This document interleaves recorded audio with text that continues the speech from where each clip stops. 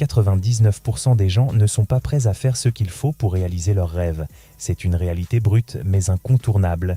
Les Marines ont un dicton qui résume tout. Tout le monde veut aller au paradis, mais personne ne veut mourir. Autrement dit, tout le monde veut le succès, la gloire, le bonheur, mais rares sont ceux prêts à faire les sacrifices nécessaires pour y parvenir. Et pourtant, au cœur de chaque rêve réalisé, il y a une chose fondamentale, l'autodiscipline. Même quelque chose d'aussi simple que l'acte de manger ne relève pas seulement du physique, ce n'est pas une affaire de corps, mais d'esprit. Il s'agit d'avoir le contrôle mental, la force intérieure de faire ce qui est bon pour soi, même quand c'est inconfortable, même quand on préférerait choisir la facilité.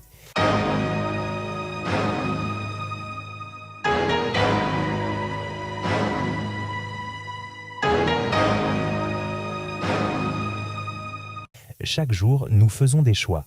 Et chaque jour, trop souvent, nous choisissons ce qui nuit à notre propre intérêt.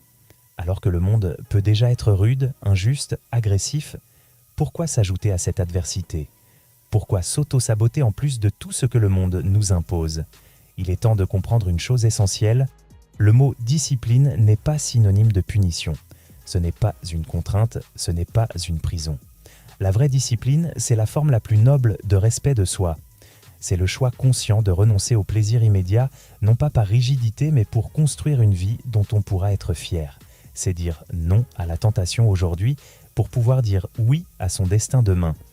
L'autodiscipline, c'est de l'amour de soi en action. Ce n'est pas un mot joli à dire, c'est un comportement cohérent, répétitif, enraciné dans l'estime que l'on se porte. Quand tu t'aimes vraiment, tu refuses de te faire du mal.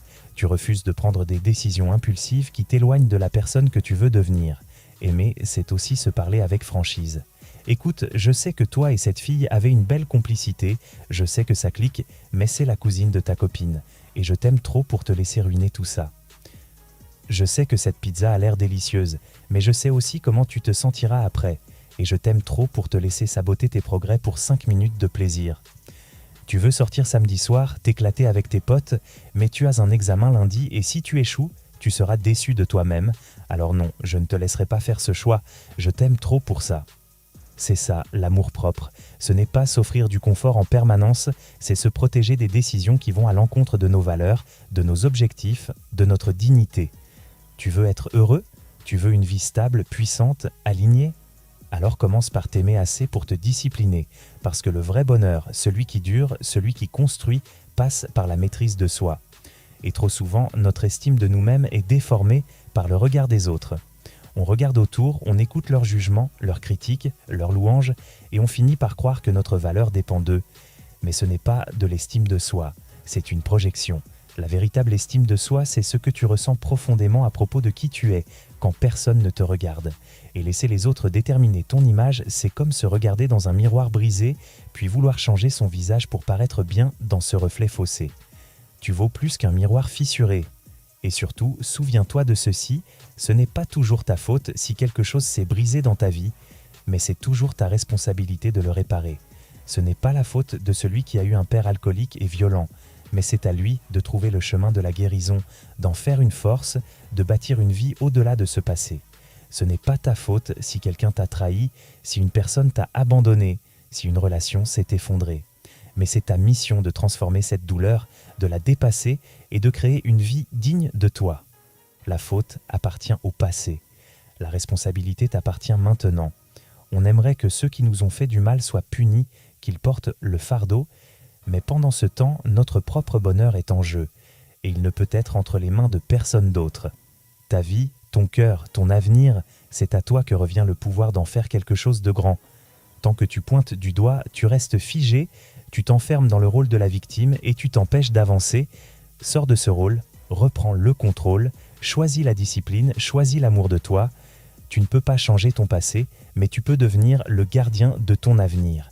Et ce futur-là commence avec les décisions que tu prends dès aujourd'hui. On veut qu'ils souffrent, on veut qu'ils paient, on veut qu'ils réparent ce qu'ils ont brisé. Mais la vérité, c'est que ça ne fonctionne pas ainsi, surtout lorsqu'il s'agit de ton cœur, de ta vie, de ton bonheur. Ton bonheur est ta responsabilité, pas celle de celui qui t'a blessé, pas celle du passé, pas celle des circonstances. La tienne, et uniquement la tienne. Tant que tu continues à pointer du doigt, à chercher à qui revient la faute, tu restes bloqué dans un mode victime. Et quand tu vis en victime, tu vis enchaîné à la souffrance. Tu abandonnes ton pouvoir. La voie de la liberté, du pouvoir, du changement passe par une décision radicale, assumer la responsabilité de ta propre vie, ton cœur, ta paix intérieure, ton avenir. Ce sont tes chantiers et personne ne viendra les reconstruire à ta place. Tu peux rendre quelqu'un heureux un instant. Tu peux offrir un sourire, un rire, une bouffée de chaleur, mais le bonheur durable d'une personne ne dépend jamais de toi. Tu ne peux pas porter le bonheur des autres et inversement, personne ne portera le tien. Alors, choisis avec attention les gens que tu laisses entrer dans ta vie.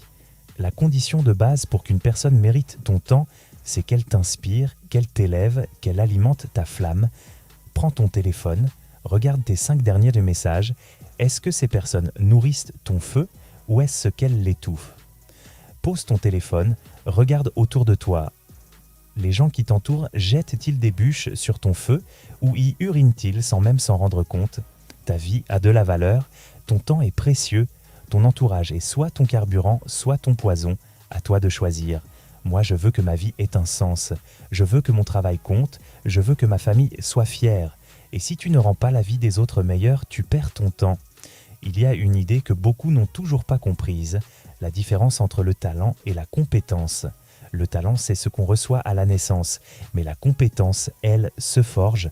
Elle se construit dans la douleur, dans l'effort, dans les heures de pratique acharnée. Tu ne dis pas « je vais construire le plus grand mur jamais bâti ». Non, tu dis « je vais poser cette brique-là, aussi parfaitement qu'une brique puisse être posée ». Et tu fais ça tous les jours, encore et encore, jusqu'au jour où tu lèves les yeux et tu te rends compte que le mur est là. C'est ça, le secret. Ne te laisse pas effrayer par l'ampleur de la tâche, concentre-toi sur la brique, une seule, puis une autre. C'est ce mental-là qui m'a donné un avantage. Quand les autres sont paralysés par la grandeur du défi, je suis déjà en train de poser la première brique, parce que je sais exactement qui je suis, et plus encore, je sais qui je veux devenir. Et surtout, je sais que je suis plus fort que ce que je croyais, et parfois je me pose cette question simple. Et si j'étais à la place de Muhammad Ali, qu'est-ce que je ferais ? La vérité, c'est que je suis motivé par la peur, mais pas celle qui me paralyse. Celle que j'affronte, celle que j'attaque. Je déteste avoir peur, alors j'ai appris tôt dans ma vie à faire face, à aller droit vers ce qui m'effraie. Pourquoi avoir peur la veille? Pourquoi trembler 16 heures avant d'agir? Pourquoi laisser la peur gâcher le petit déjeuner, la journée, la semaine? Tu n'es même pas encore dans l'avion et tu trembles déjà. Tu n'as pas encore sauté et tu es déjà vidé. Mais quand le moment arrive, quand tu fais ce que tu redoutais, c'est là que tout bascule. Ce qui devait être terrifiant devient magique. Le moment où tu devrais paniquer devient le moment le plus intense, le plus beau, le plus vivant de ta vie, parce que Dieu a placé les meilleures choses de l'existence de l'autre côté de la peur.